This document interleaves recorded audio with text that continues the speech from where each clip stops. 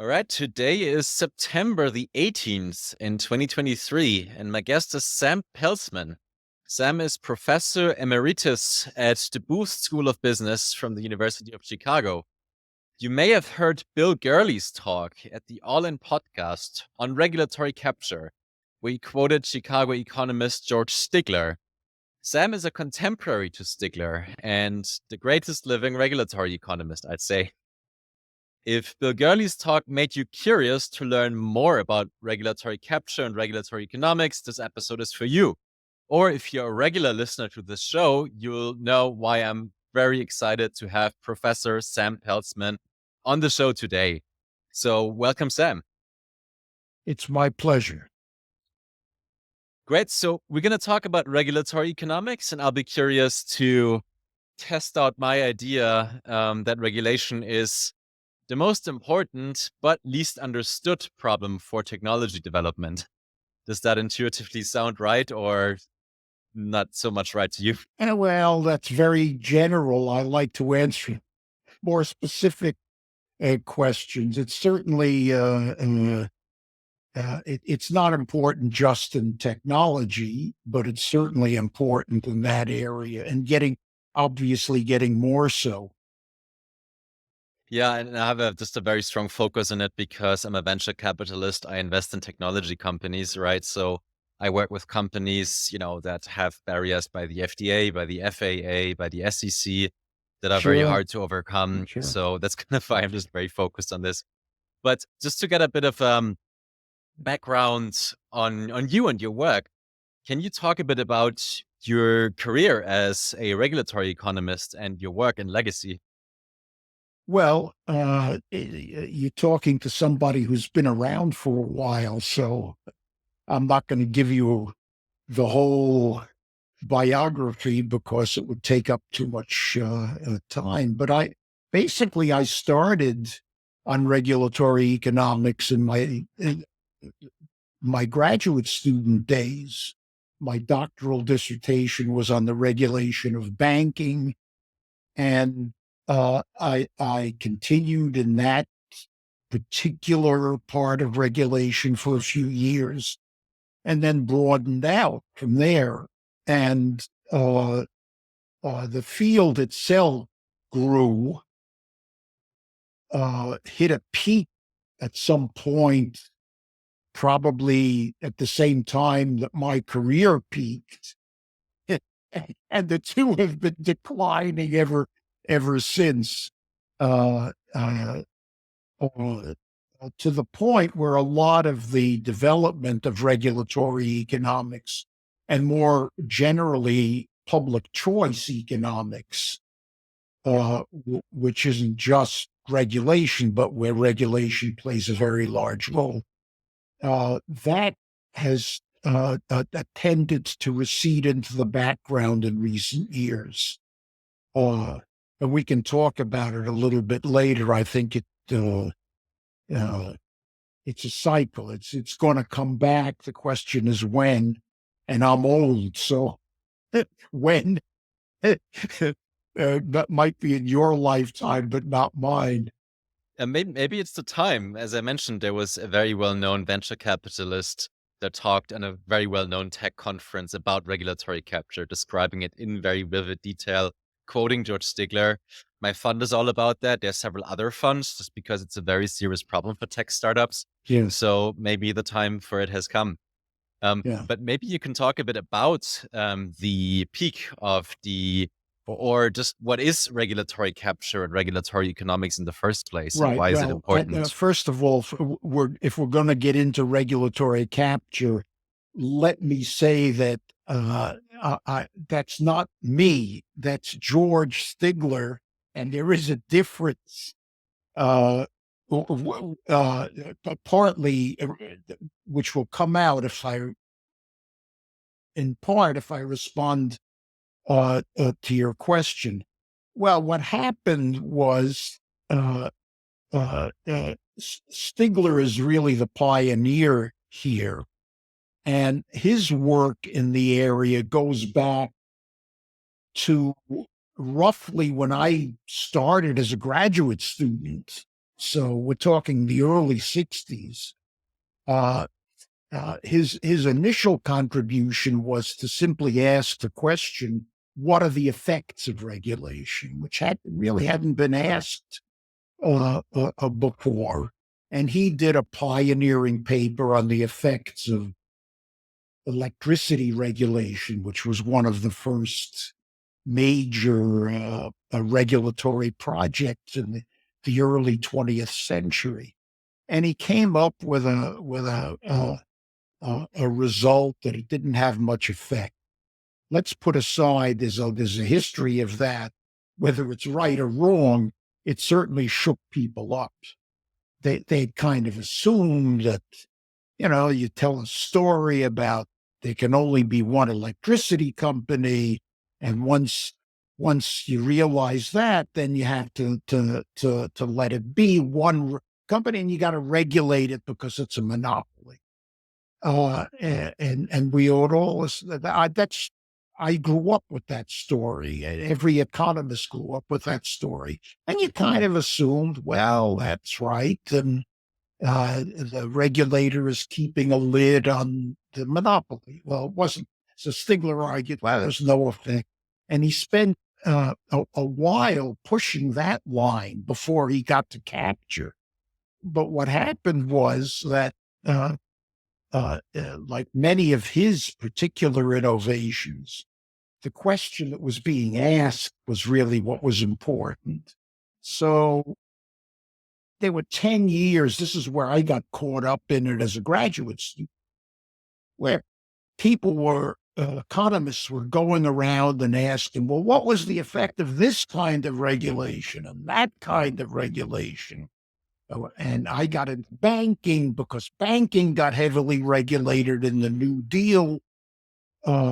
Other people got into railroads and trucks and airplanes because they were regulated during the New Deal. And then there was the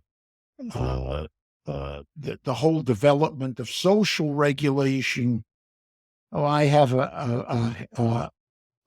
one of my favorite studies is on the FDA. That comes in at the end of this period. Anyway, there was a whole explosion of what's the actual effect of regulation. And that's where the capture story comes in. Stigler, 10 years later, is looking back on all of this work and he's trying to summarize it. And he says, he doesn't say it explicitly. He never said he was wrong explicitly about anything. But in his capture theory paper, he says, well, it looks like regulation does have effects, but they're not what you think they are.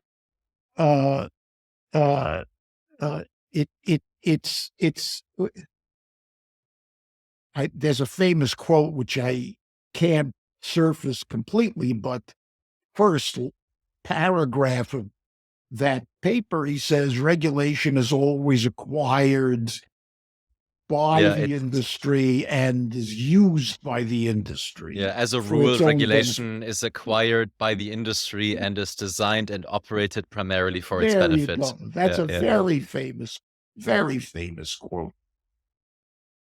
Well, it's not true.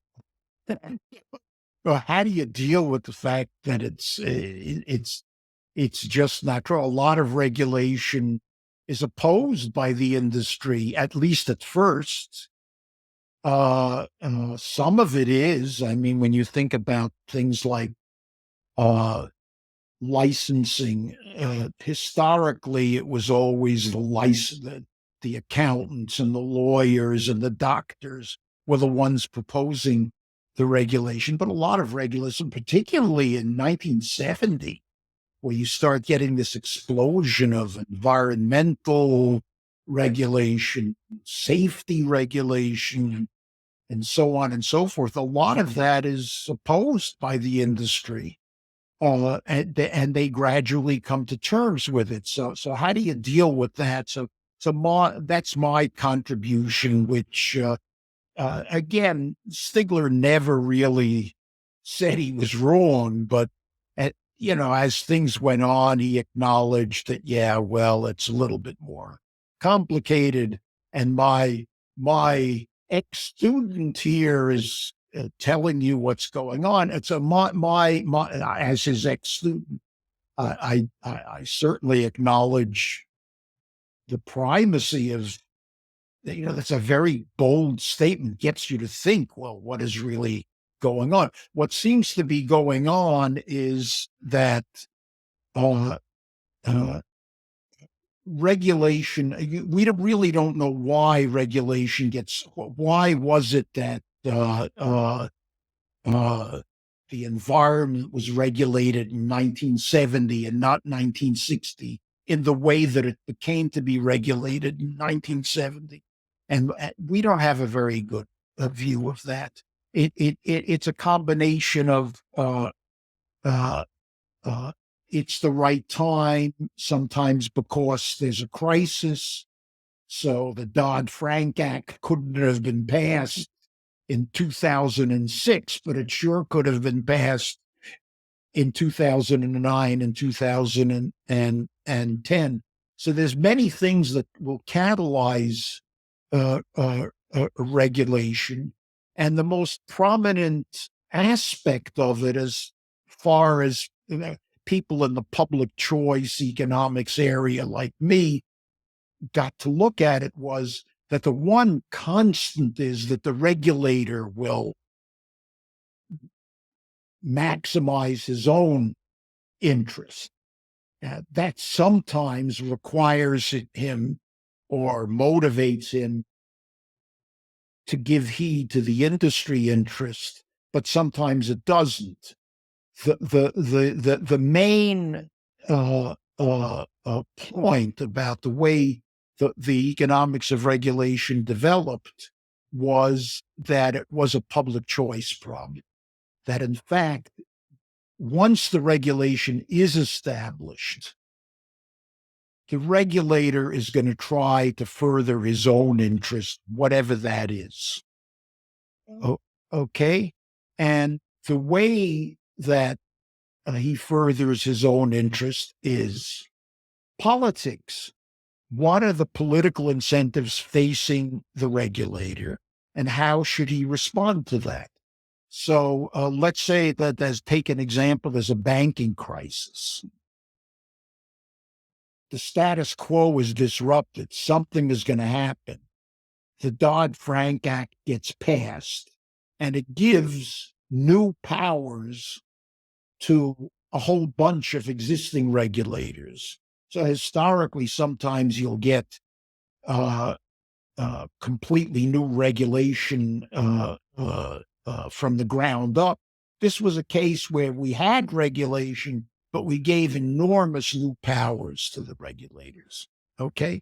So those powers could be used to the detriment of the industry, or to the benefit of the industry, or to something combination of the two. It could be used to the benefit of the broad public, or to the detriment of the broad public, or some combination of the two.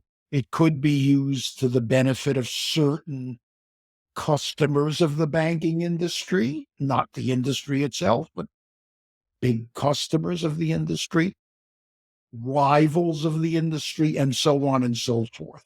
The one constant of politics is that it does not respond to general interests that are not articulated and made a salient point for the regulator to respond to.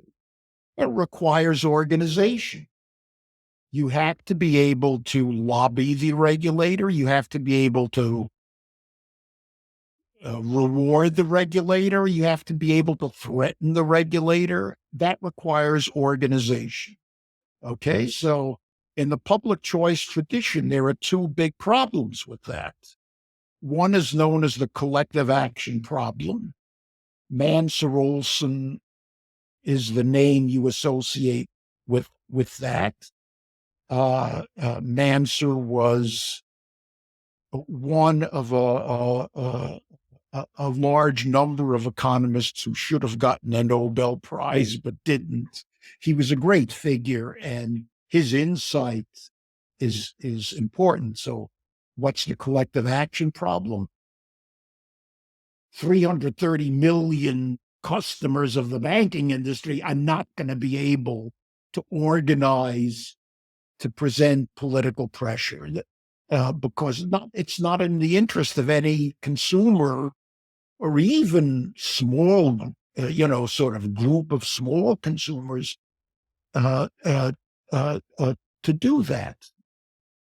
There's what's called because the difference for you is so small as an individual consumer, right? yes, So yes, like a tariff on exactly, sugar or a regulation on banking exactly, compliance costs has a small exactly. It's impact on your wallet. But when you're that's like, the essence of the collective action problem. That it's in no one person's interest to spend a lot of resources or even a lot of his own time worrying about the minor impact that Dodd-Frank is going to have on his welfare. So that's one problem. The other one is related to it. It's called rational ignorance, and Anthony Downs, who died just last year, is the major figure there, and it's the I didn't outcome know of that the collective theory action. goes back so far, right? I Yes, it heard goes about it. back. It goes Yeah. Downs talked about rational ignorance before Olson talked about the collective action problem. Yeah, yeah. I read In it the for the first context, time in Brian Kaplan in 2007, The Myth of the yes, Rational yeah, Voter. But then, yeah, that was a long history. that's the context in which it first arose. That 330 million people voting for an office, each one has no real incentive to learn about the problem, much less to organize and act on it. So it's the combination of the two that the consumer doesn't even know what Dodd-Frank does for him. Has no incentive. He is rationally ignorant. It there's no payoff to knowing. And secondly, there's Olson's collective action problem. Even if he knew, what is he going to do about it? He can't. He can't form an interest. But there are other players who can that are not the industry. That's important. That's why you have this very common process where the industry can often oppose regulation. The markets sink the stocks of the if you look at what happens to the banking industry once Dodd-Frank started appearing on this, they went down. They didn't go up as the Stigler story, simple Stigler story would have it. Oh, here's another regulator we can catch. No, they went down because there's an increase in uncertainty. So you get a risk premium built in there going up. And uh, uh, you can't be sure that the industry won't have some Yeah. of its rents taken away by the regulator. Uh, uh, Over time, the industry adjusts whatever it is that's coming out. It is uncertain, and uh, some of it is going to be damaging to the industry. So it's going to have to cope with it, but it's organized, Yeah. especially banking, which had been regulated in the past, had been organized to play politics from the get go. But then there were other actors who there are rivals to the bank. There are the investment banks. There are where you say, yeah, you're a venture capital. There's the venture capital industry. They're partly customers of the banks and they're partly rivals of the banks. They're gonna learn that they need to organize to influence this process. So in the end, the only general thing you can say about regulation is it's going to do whatever it is that promotes the interest of the regulators, and it's going to respond to pressure, organized pressure.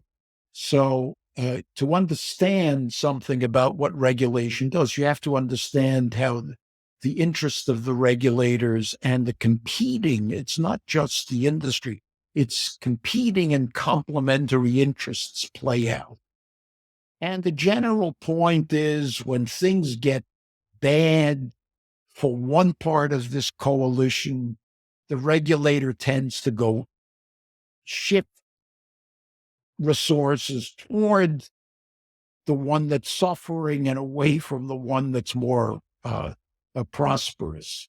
It's the history of a lot of regulation works like that. Yeah. I want to backtrack a bit to sum up that story again, because it's super important. So many things you said, and it really solved a big puzzle for me, right? That regular listener of this podcast kind of will feel familiar to. But kind of starting in the beginning, that the Economist story was that you had these natural monopolies that should be regulated. I think that was even Milton Friedman's story in 1963, right? Everybody. I mean, there's a very old Chicago. I'm at the University of Chicago, and I am the real deal, which there are very few left. Milton Friedman was my first graduate school teacher, not Stigler, it was Friedman. There's a much earlier tradition going back into the 1940s, which basically was, there's lots of this kind. It's not just natural monopolies, it's 10 different things which can cause market failure.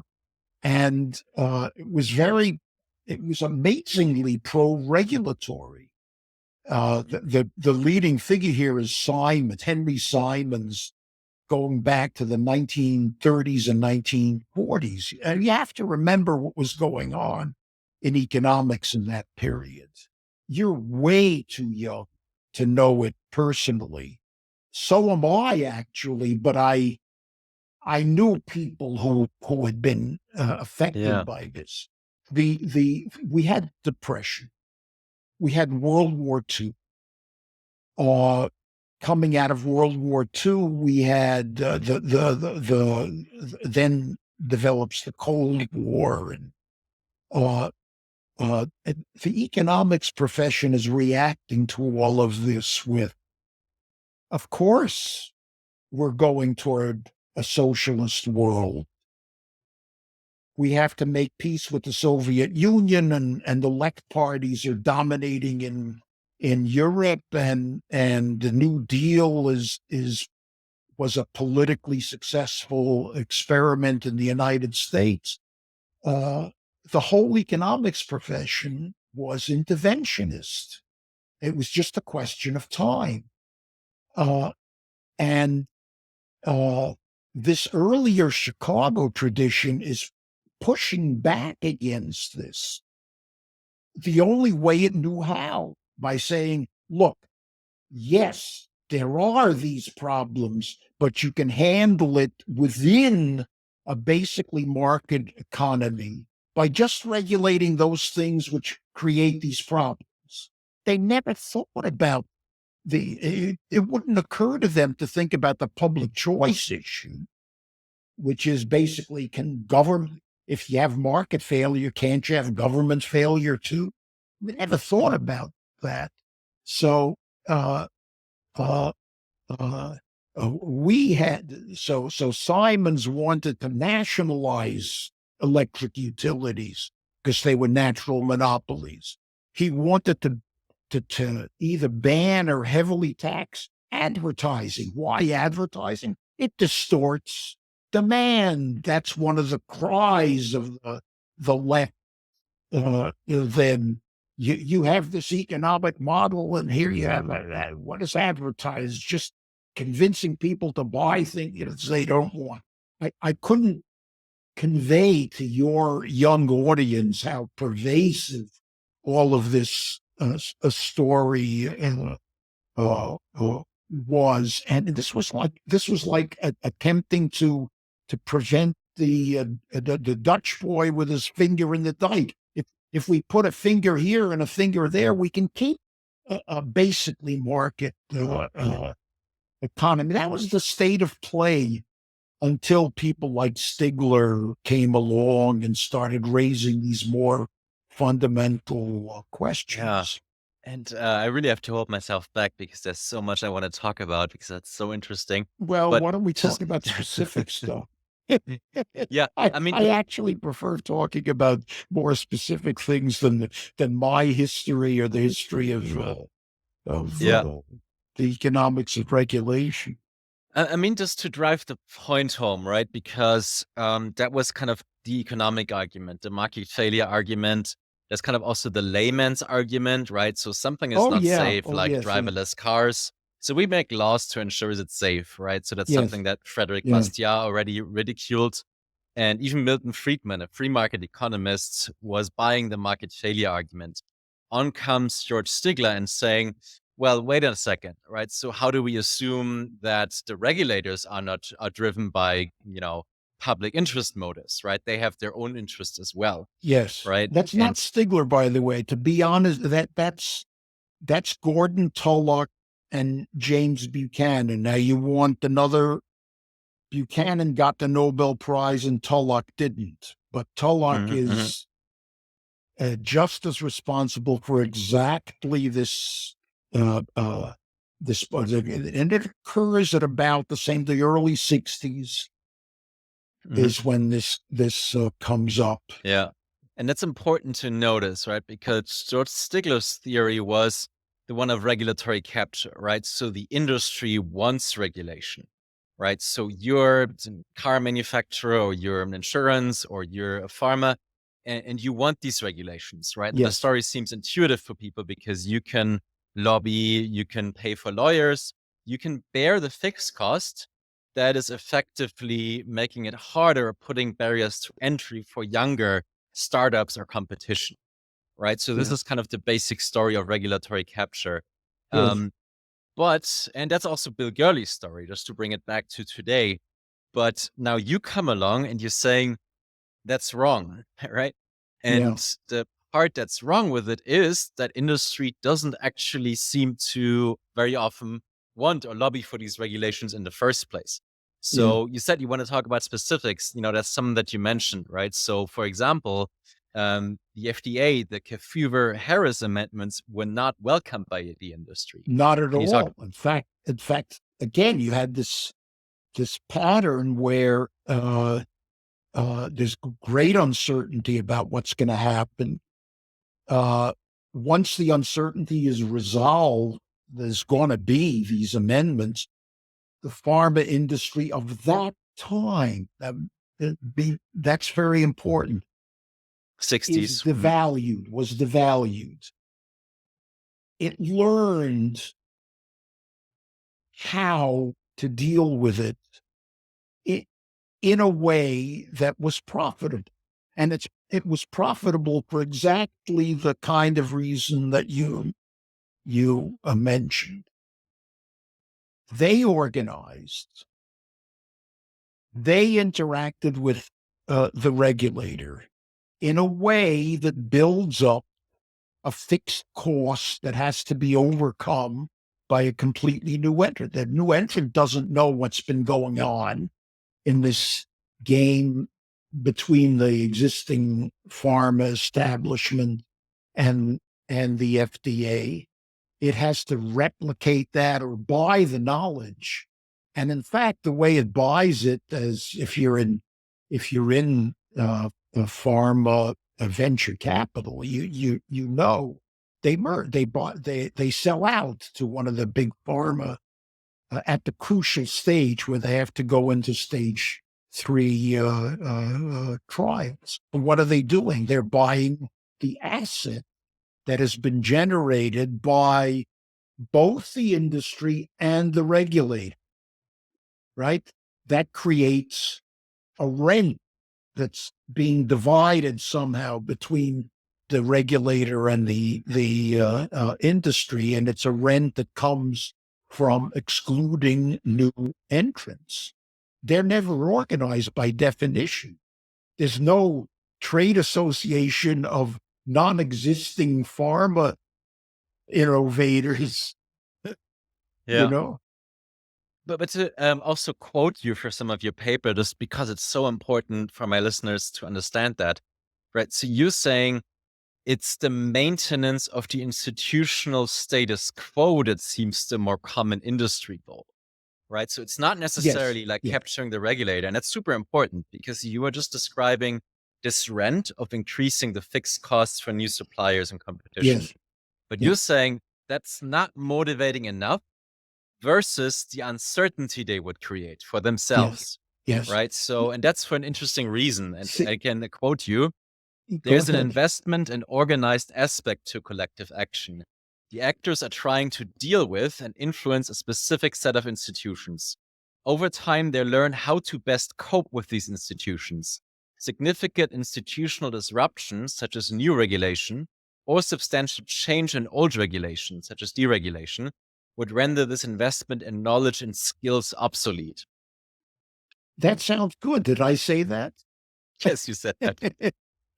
Yeah, well, it's true. So then it's important to understand that the people in the pharma industry in 1962 who opposed the Kefeuver-Harris amendments are not the same people who learned how to deal with the FDA over an extended period that still continues. The skill set that you needed to succeed in the pharma industry of that time became obsolete. Of course, you had this new regulatory uh, uh, institution that was playing a decisive role in whether you succeeded or not. So the people who got promoted, the people who succeeded, the companies who succeeded, uh, um, uh, were different than the ones who got promoted in the old days or succeeded in the old days. It was hit home to me. I'll tell you an interesting story. I was involved in transportation regulation as a bureaucrat, trying to push it, and it was the context was that it was in the midst of a crisis for the railroad industry. Every economist knew that the railroad industry was going to go down the tubes if it didn't get some kind of regulatory relief, that is, reduction or elimination of the existing state of regulation. Yet, when I was a bureaucrat, we were looking around for our organized support, and we said, "Well, the railroads obviously are going to support us." Well, they all opposed it. They opposed it because their executives had grown up over 100, well, almost 100 years back then, dealing with the regulation. The capital they built up was dealing with the existing regulation. We were going to take that away. To make a long story short, everything we said then, which was the early 1970s, came true within 10 years. The industry kept declining. Congress got tired of spending money to prop it up and eventually got deregulated. Many years later, on a platform with railroad folks, and we're talking about it was like a retrospective on railroad regulation. Now, the place was full of railroad people. And I kind of casually asked them, well, how are things going or something? And they all said, well, we have this great threat.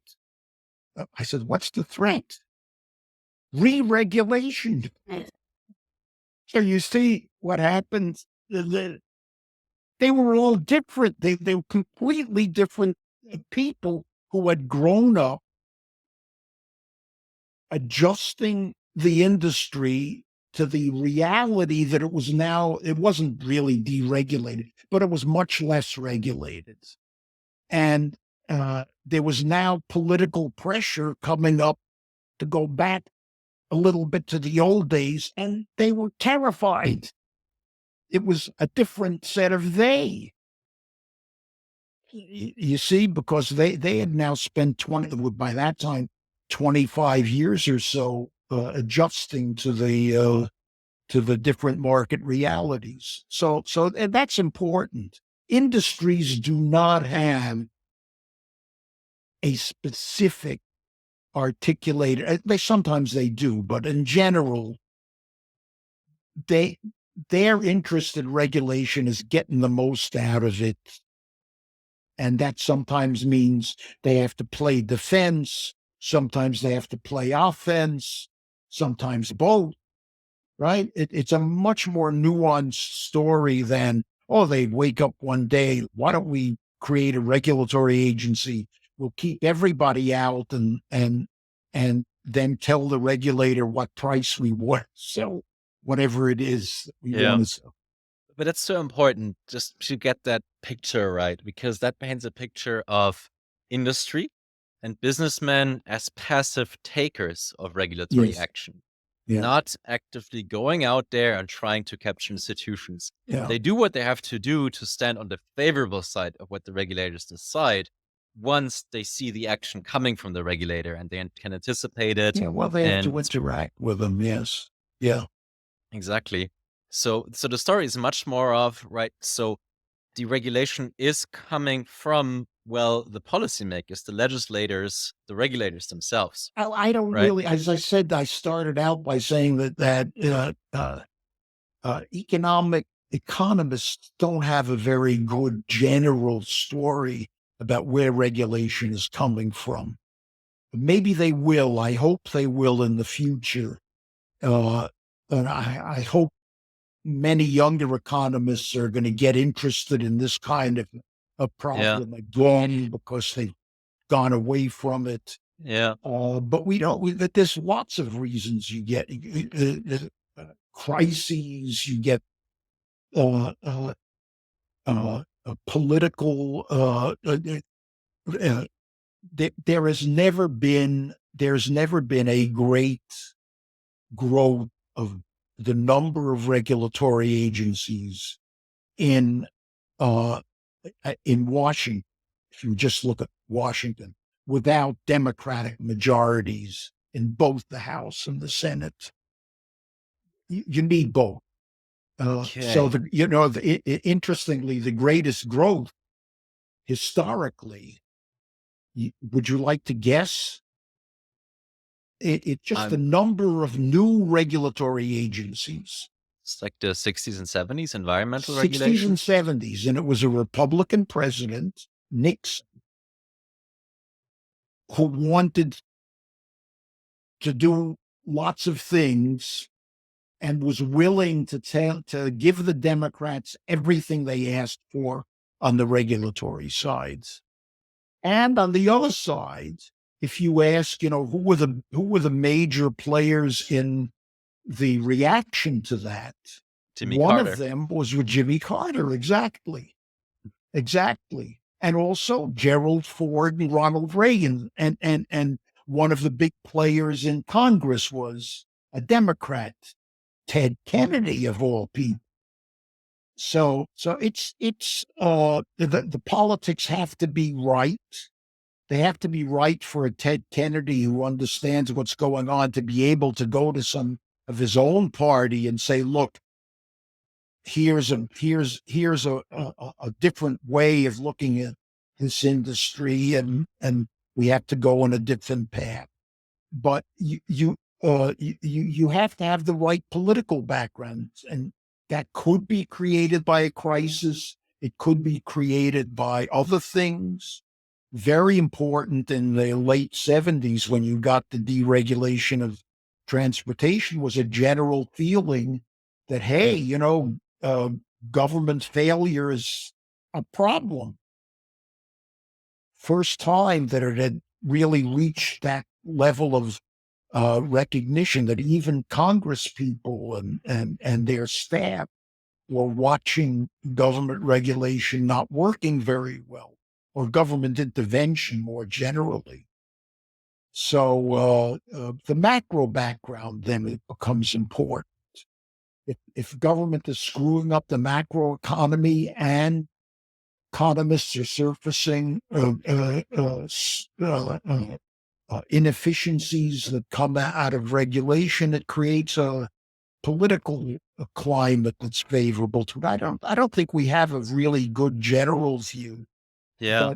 but the status quo becomes untenable, and then you get change. Then you get change. Yeah, I was wondering, because you're saying we don't know that much about it, but we can hypothesize a bit. And I think you said many things that are good candidates for why and when we get new and sweeping regulations. There was something that venture capitalist Bill Gurley said that made me think. And he said, you attack him, they have to come to you. And he was referring to Elizabeth Warren, who was Mm-hmm. coming out and like threatening industry, especially tech, Yes. with regulation. But Yes. then when you look at her list of donors, like her biggest donors are the biggest tech companies. Yes. Right? Well, that's another aspect of the organization. Another aspect of the organization is, of Yeah. course, the Political Action Committee. Yeah. And yes, it doesn't surprise me. Yeah. It's I have, partly to gain influence and partly for protection. yeah. Gaining influence. It's in the interest of I have three general hypotheses of what's causing, or what's sort of at least not necessarily causing, but what are triggers for new regulation. Number one is you mentioned already a public disaster, right? So 9/11, COVID-19, or the Oh, financial crisis, yes, sure. right? Kefeuver-Harris, the amendments came in the wake of, was it sulfanilamide or thalidomide? But a public health incident. Thalidomide. Thalidomide. It was a drug that had basically it was sold in Europe, not here, Mm-hmm. uh, but it created birth defects, Yeah. That and public disaster. Yeah. Mm-hmm. that catalyst. There was pressure on the industry, but without the disaster, you wouldn't have gotten the Kefeuver-Harris amendments. Yeah. What does efficacy have to do with any of this? You have to it came in through the back door of the thalidomide. The previous the previous pressure was about selling Me Too drugs and combinations of drugs. It was that sentiment about advertising creating demand that artificially, and then it came with the safety scandal. So they said, well, we'll have a safety and efficacy process, starting with stage one, then to two, and then to three. But do you know how that came about, or by whom the efficacy trials especially were pushed? And it wasn't the pharma companies, as you said, right? No, not at the beginning. Not at the beginning. I'm not telling you where they are. I know where they are now, which is a nuanced position that we can go into, but not at the beginning. What they wanted was to get stuff on the market fast. That's was being rewarded at that time. And when you looked at what happened, is they were willing to take the risk that the market wouldn't accept it. And the effect of the advertising was to give them a very quick read on whether the market would take it or not. It turned out that the stuff that didn't work very well and was advertised heavily dropped off the screen very fast. But that was the game. The efficacy, if you the 3-phase trial the safety, then the dosage, and then the randomized control trial. That developed later on, quickly, in the mid 60s, when the industry learned how the game was being played, uh, and interacted with it, was beginning to interact with the regulation. So, all you have is a law which says the FDA is going to sign off on safety and efficacy, and you can't, very important, you can't put a limit on the amount of time. Okay, so the previous regime was a safety sign off within 180 days of application, with a possible extension of another 180 days, and that was it. But once you give the regulator this, you have to certify efficacy, but you can't limit the time. You then get the regulator is saying, well, here's what that means. And he has no time constraints, right? And the industry groans, oh, this is going to be extremely costly, but it learns to live with it. So I'll tell you another story about being on a panel with somebody from the industry. I was on a panel with I won't mention names, but let's just say a high executive of a big pharma a company, and he came to this conference already. He had a big slideshow, and he showed a picture of a truck, a huge truck that his company had picked up at the FDA's headquarters in Maryland to deliver documents and to the FDA, and he was moaning about how costly all of this is and how it was slowing him down. So I said, I won't mention it. Let's call him Bill. Bill, why don't you join me on this panel right now, uh, and come out for the repeal of the efficacy requirement, which is why your truck was back? And he said, wait a minute. We're in favor of speeding it up, but not that fast.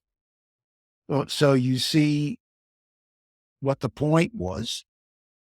By this time, and we're talking within, the last 20 years, by this time, he knew what he needed to do.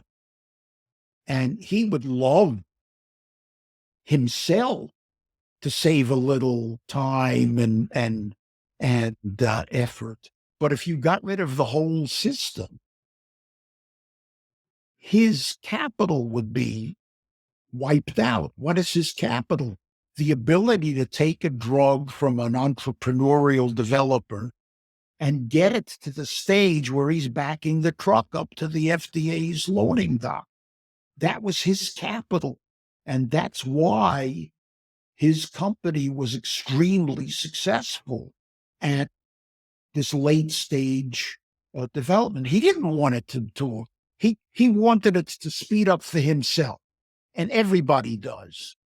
I mean, if you see how the process works from the inside, you're overwhelmed by how and not only inefficient it is, but tragic it is that this stuff is delaying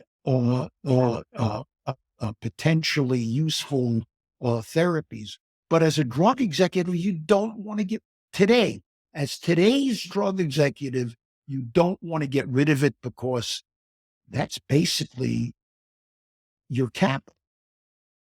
Yeah, that's to your point of maintaining the status quo, right? Once it's in Yes, place, you that want regulation, do want to then modify it, and that's what he was arguing. But you do not want to change it in any fundamental way. yeah, the efficacy trials are definitely a candidate for one of the most damaging regulations. Yeah, well, I think so. It's the only one that gets me mad.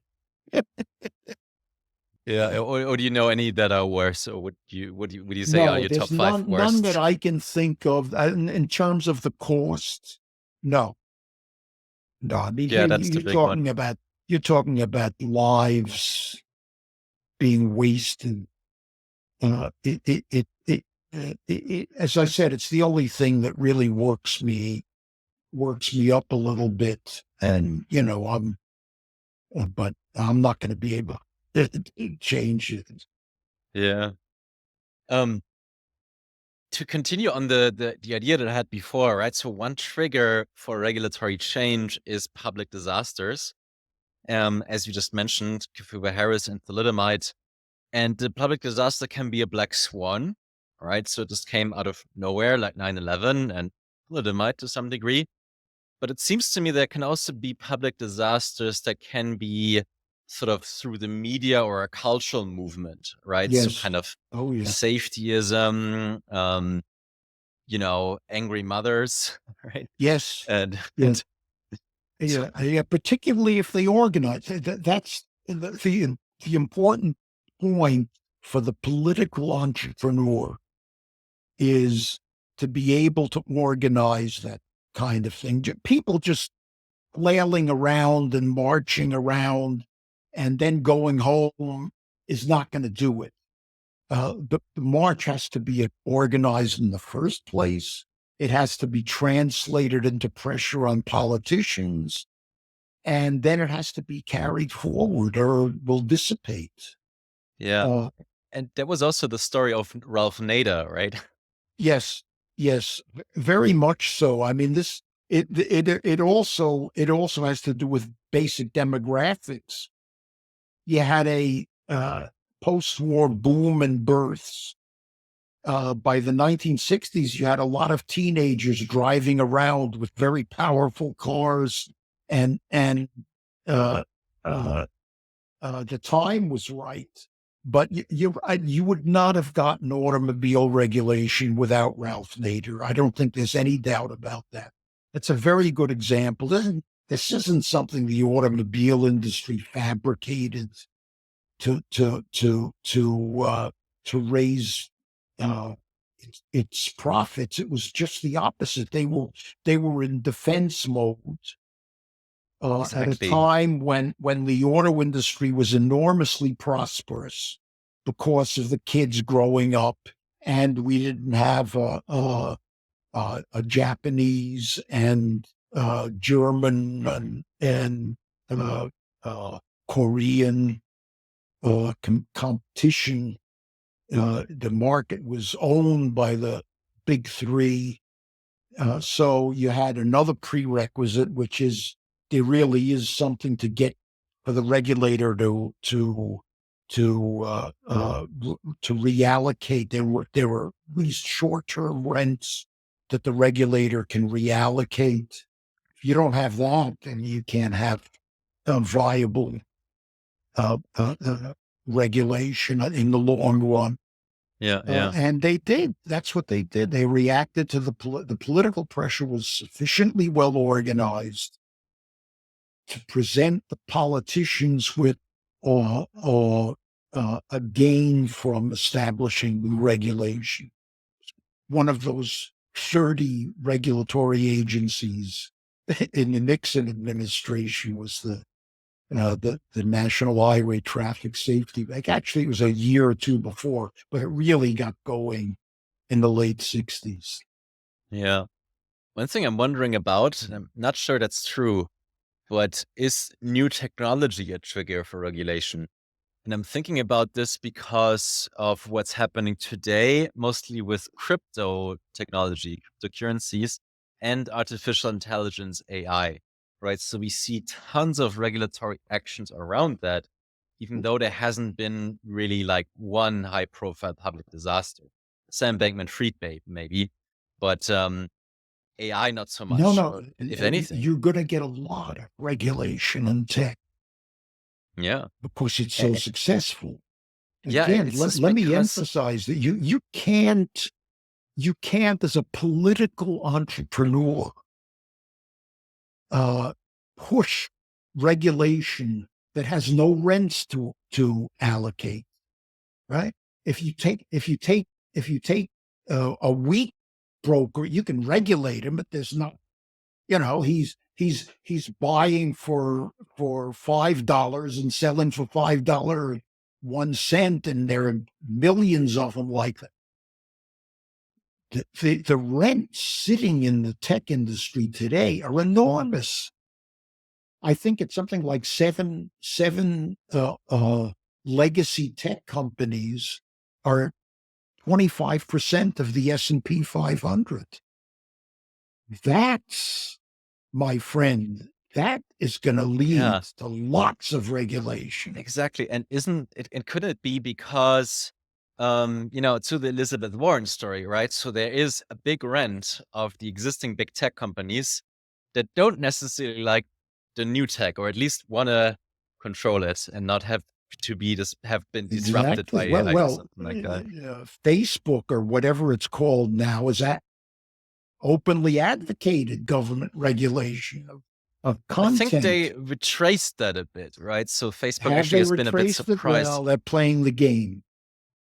I'm very cynical about it. You are going to get a ton of regulation of tech because of the rents.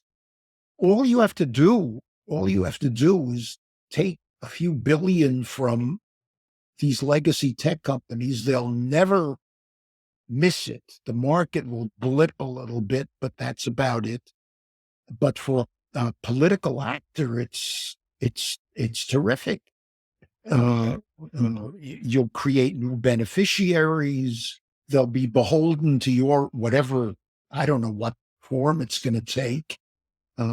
There'll have to be new bureaucrats to administer the regulation. They're going to acquire skills. If you're talking about a few billion at stake, well, paying them $1 million a year if you're on the other side, once they come out of government, is chump change. So you're going to have that. That is the important process, that it's either going to lead to regulation or deregulation or re-regulation. If there are a lot of rents at stake, you're going to get the status quo threatened. And if you don't have a lot of rents at stake, you are not going to get the status quo threatened. Yeah, I'm wondering about Facebook, because they made a very strong stance in favor of open source AI. They're serious about it. They're open sourcing their models, right? So I don't know what that means, but I don't have to. Yeah, I mean, it basically means that sort of the models for the AI, the software, is available for everyone, right? For free, basically, or in large parts. That doesn't necessarily mean there's no rent. Yeah, but at the same time, that's a big contentious issue in AI, Who is going to monetize this? Yeah, I mean, the thing is, you can gain from open source as a company. Yeah, right? sure. You can gain from it in the marketplace, right? So you don't necessarily need to decide as a company. Microsoft learned that a long time ago.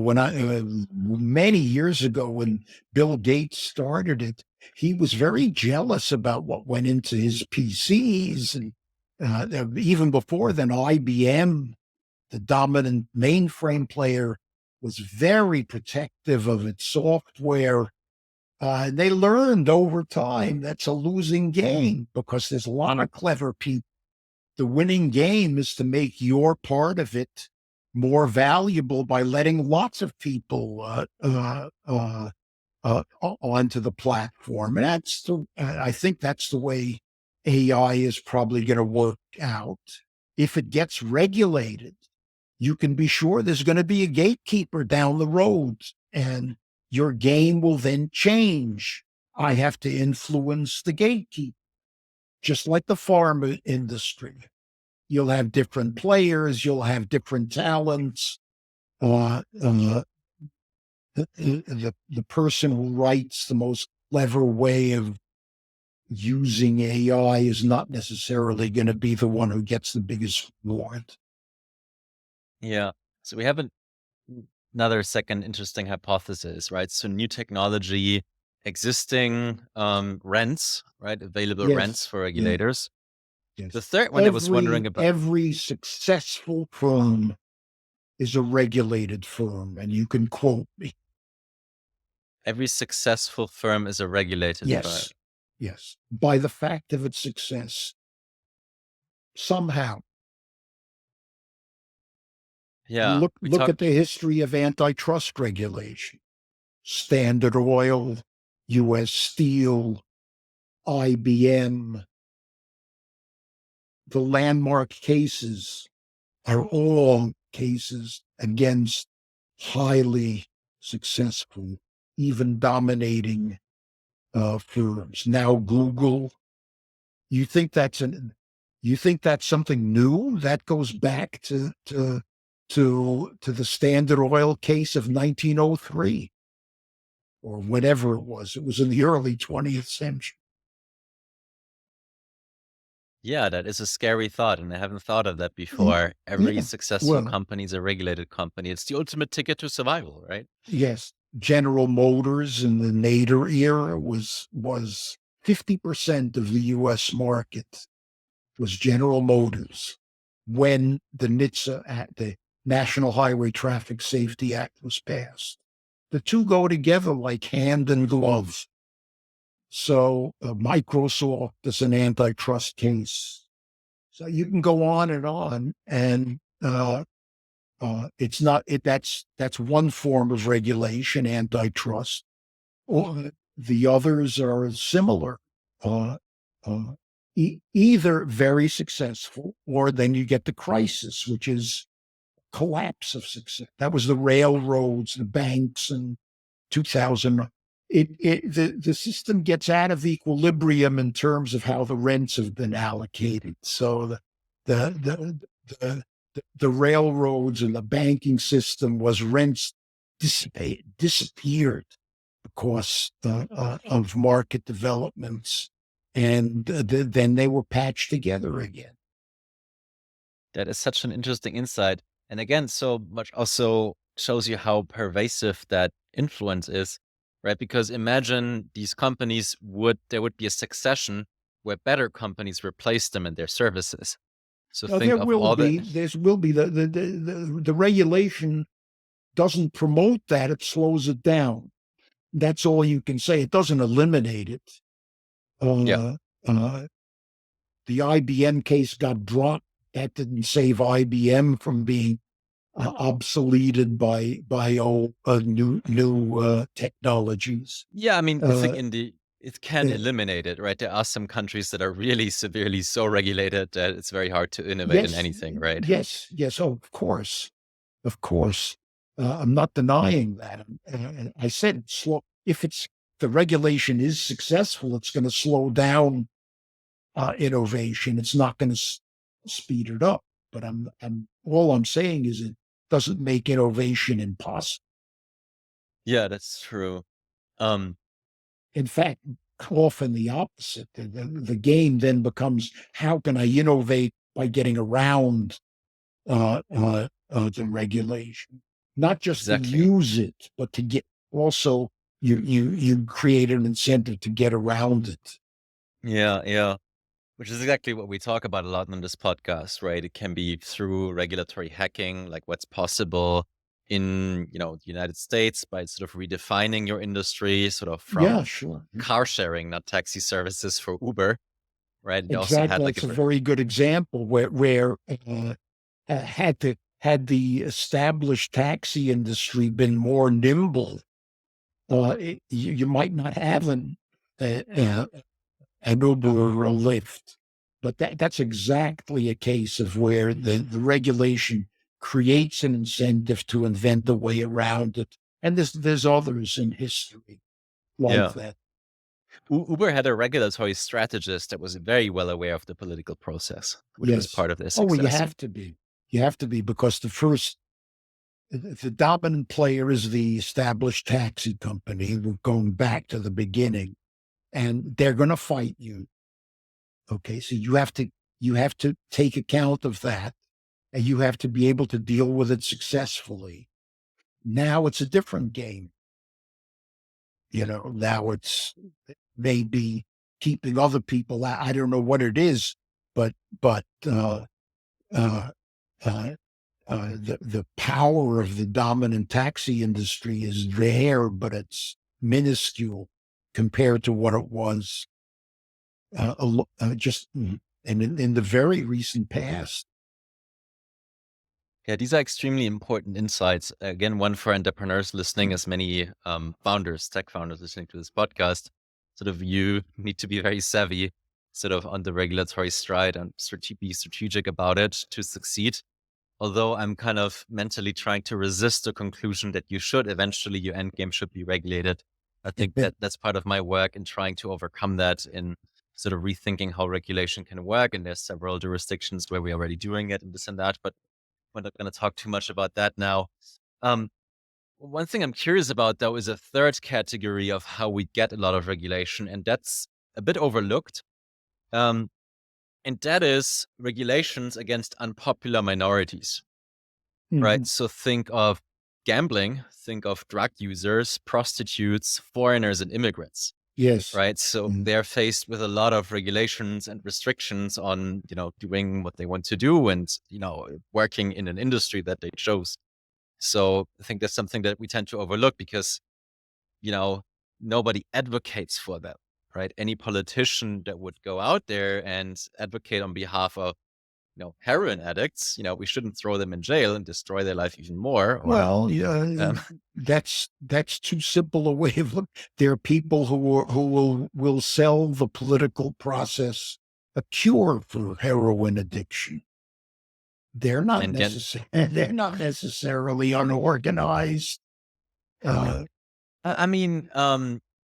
have restrictions against the personal freedoms of users or of unpopular minorities, right? That often then is leading to restrictions of that industry, right? So think of, again, drugs or vice industries in general. Well, what follows? I grant your point. I'm not. I don't want to argue the point that the question is what flows from that. Yeah, I don't think you want to exempt those areas from the political process. That it's just let's gang up on these people for a short-term gain. I don't think that's the whole story. No, I think that's a tragic story, right? I think that, many of these people are, shouldn't have their personal freedoms restricted in the way they have. But because they're unpopular, right, nobody's or advocating for them, right? So think of incarceration and, how many people are incarcerated for victimless crimes. Yes. Yeah. Mm-hmm. But yeah, to move on, how much time do you have, by the way? Because I could. Well, I'll try to be cooperative, but okay, let's go on for a little bit, and then you'll know when it's the right time. 5-10 more minutes. Yeah, sure.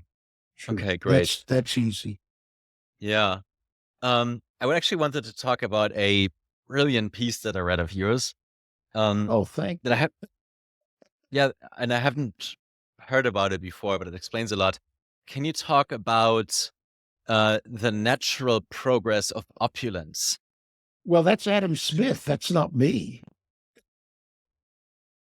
That's Adam Smith was worrying about what causes an economy to grow. That's natural, what he calls natural progress. We would call growth. Steadily 1-2% a year for a long time, right?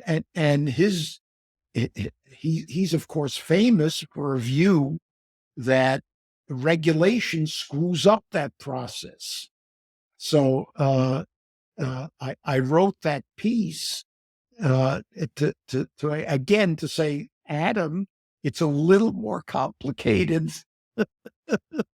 The the progress of opulence also has a feedback effect on regulation. So his example, it's a very famous one, is the history of investment. Okay, so he thought that the natural progress of investment was you'd build up the agriculture sector first, and he had a not well articulated but very good appreciation of diminishing returns, and then at the margin, returns would start to fall, and you would then go on from agriculture to industry, and new capital would begin to flow into industry, and then there would be diminishing returns there. And that's the natural progress of opulence. Well, put aside whether agriculture comes first or second or whatever, but it's a well articulated a statement about diminishing returns and how you push, it's the height of the curve that's important. You start with the highest curve and you march down with diminishing returns. And then the next level starts to become attractive and you start investing in both and you begin pushing both margins. That was his view. And his point was that the mercantilists in London were doing just the reverse. They were trying to push investment in industry away from investment in agriculture, and it was screwing things up.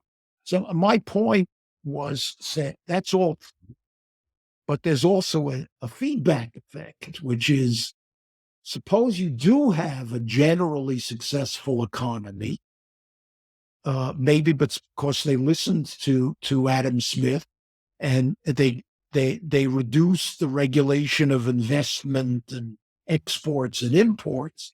They had free trade, and the economy starts growing. The point that I was making a few minutes ago about the importance of rents begins to kick in. If you begin to have a successful economy, you will have successful entrepreneurs, you'll have successful industries. You will then generate a demand for new regulation because the bureaucrats begin to understand that they can get some of those rents here, push it out there to some organized interest, perhaps, or maybe set up barriers to competition, which will generate the rents that they can then extract and shift around. And that's also the natural progress of opulence, that you get more regulation when the economy is successful. If you have a subsistence agriculture economy, nothing else, there's no gain to regulating that. No, the real gain is to regulate the rents that get generated by a growing and successful economy. And that's the phase we're in now with the tech industry. It benefited from the relatively open market that the U.S. had for innovation. It got hugely successful. And now the rents are being shuffled around by the regulators. So there's two phases of opulence. There's the one that's promoted by dereg or no regulation, and then there's the other one which is a temptation to regulate. Yeah, that is such a brilliant insight. In a way, Thank progress is success. It's breeding its own kind of how do you say it? Progress can hide the bad effects of regulation for a long time, and thereby immunize the regulation politically. Yeah, sure. That's the game. You can't take so much that you kill the golden goose. That was the problem with transportation.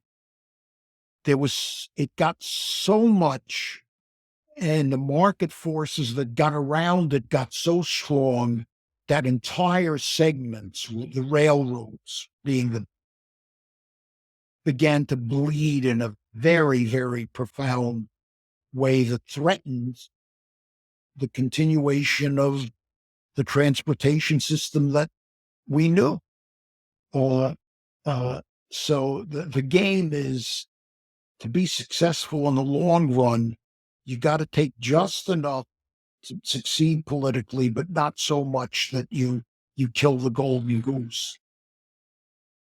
Which also means the most successful industries eventually become the most regulated, Yes, potentially. well, they become regular. And to become regulated. You can't be successful without at least being in the crosshairs, because that's what the regulatory game really is. That's why it requires organization. I mean, I'm not going to take rents from Facebook and just give it to anybody who walks by on the street. I'm going to give it to somebody who can pay me back politically. Yeah. What's your, as a last question, what makes you hopeful that we can achieve more or better technological progress, and how optimistic are you? How optimistic? I am congenitally optimistic. I must say it gets taxed a little bit these days, but uh, uh, uh, I think that, first of all, I'm an economist, so I tend to think about what what is economics going to contribute to all of this, and I think there'll come a time when we're basically in a world now in economics where we're again ignoring all of what we've been talking about for the last uh, hour or so. We tend to think that, well, there's a problem. There are a lot of economists who are pushing tech regulation for this reason. Oh, there's this two-sided platform. It's a natural monopoly. It's all the same stuff I heard when I was a kid, but it's just a different industry. Without thinking through that there's a political economy aspect to this, a public choice aspect. I think they can't do that for much longer. And when they do, there'll be, as I said, there are cycles. Will be, oh, yes, we should have known this, and that a public choice issue, and they'll reflect back and maybe make some more progress that I'm not going to have enough time on this earth to contribute to. As far as the market is very resilient and very adaptive, and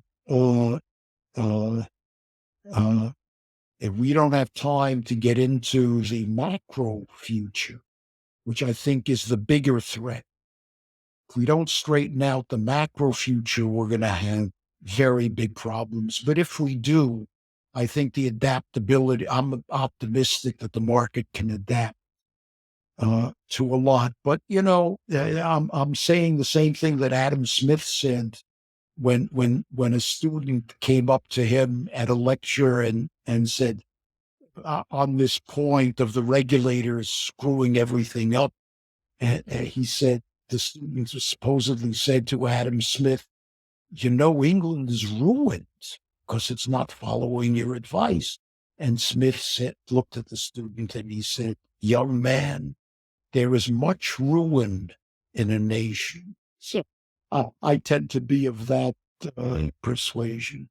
There is a lot of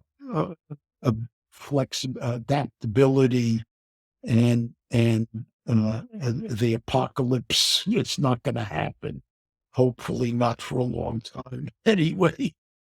Yeah, I mean, just looking at how far we've come in world history compared to any previous generation and how much progress we made is stunning, right? Sort of. Yes, My and we're on question the isn't. cusp of more. Yeah, I mean, the question isn't always necessarily why do we do so bad in these things. Like, how did we get so good at You're these right, things? exactly. Right. Exactly. So, Sam, it was fantastic to have you on the show. There's so much nuance in this episode. I learned so much by Thank you. um, updating myself on your work. Have you had an interview before where we didn't talk about the Peltzman effect Yeah, that you're most known for? yes, yeah, I am, but that's you're right not to have brought it up. It's not what I would like to go down as being the only accomplishment that I've ever had. A lot of what we No, talked about is more important to me than that. yeah, But I look, learned you so want much to from do this. It another solved one on many. that? You want to do another Please, one on that? We can talk. I have many more questions. I would Yeah, love to invite you back at some point. well, maybe But we can do it. fantastic. Thanks As so I much. told you going in, I'm not bashful about my views, and Fantastic. I hope your whoever listens to this understands that. Yeah. Great. Thanks so much, Sam, for coming on the show. It was an Okay, it's absolute my pleasure to have pleasure. you on. Okay, bye. Bye.